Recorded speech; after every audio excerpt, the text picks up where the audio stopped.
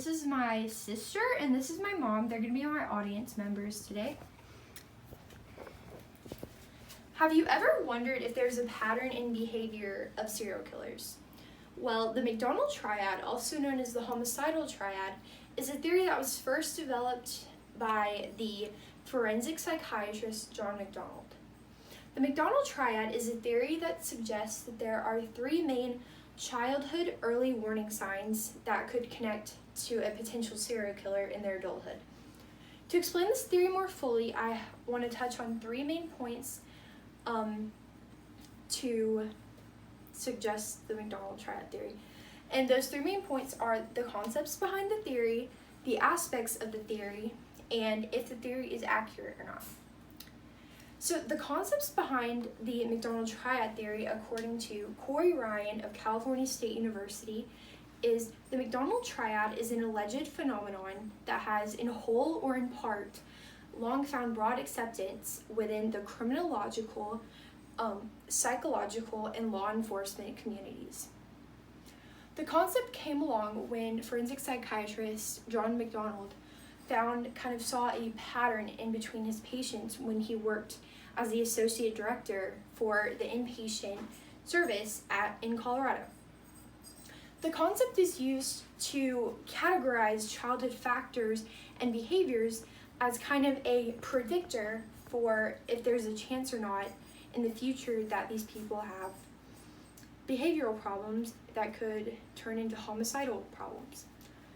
This theory is still prominently used today with many criminology and psychology majors studying it in colleges.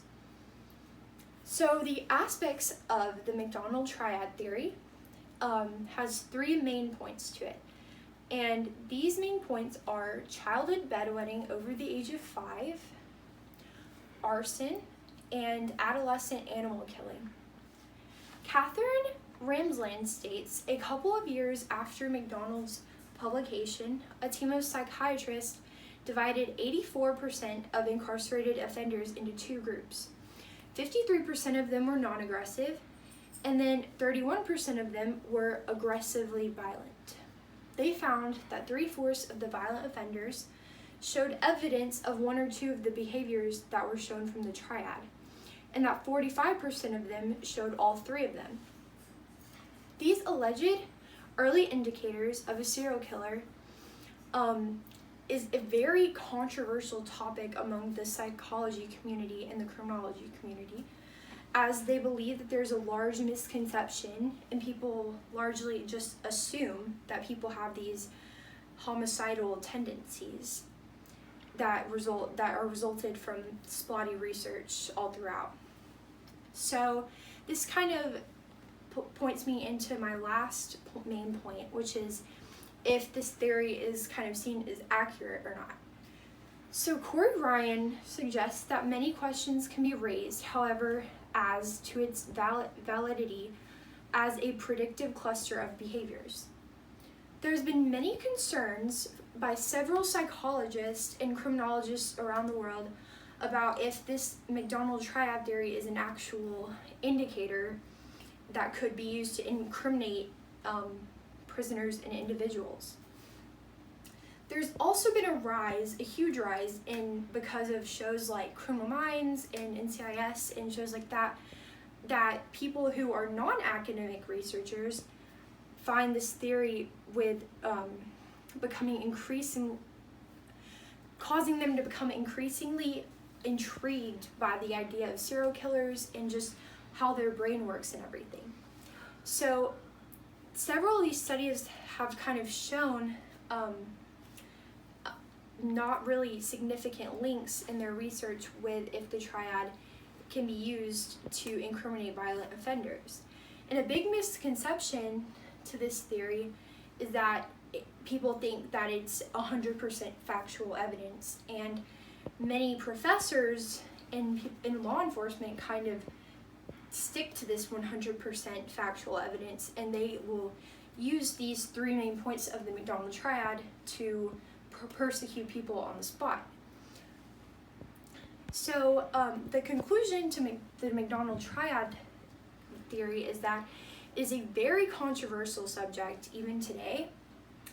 And it was developed by John McDonald, and it eventually became very popular among law enforcement, being used today. And professors of psychology and criminology still use this and teach it as 100% fact. The three main aspects of the McDonald triad, again, are bedwetting over the age of 5, fire setting, and adolescent killing of animals. Strong controversy has kind of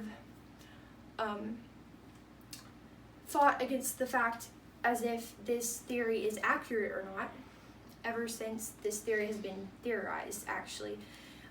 People have been wondering if it's true or not ever since he thought about it. And with the rise of popularity from these TV shows going around and everything, people are thinking it's more and more commonly 100% factual without doing their own actual research regarding it.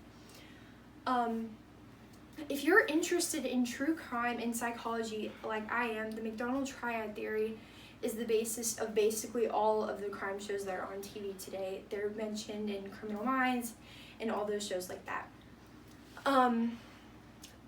Hopefully with the research that I provided you in this speech, you can try and be more skeptical about the things that these shows on TV show you and do your own research about it and find what's factual or not, and not rely solely on what they portray on television. Thank you.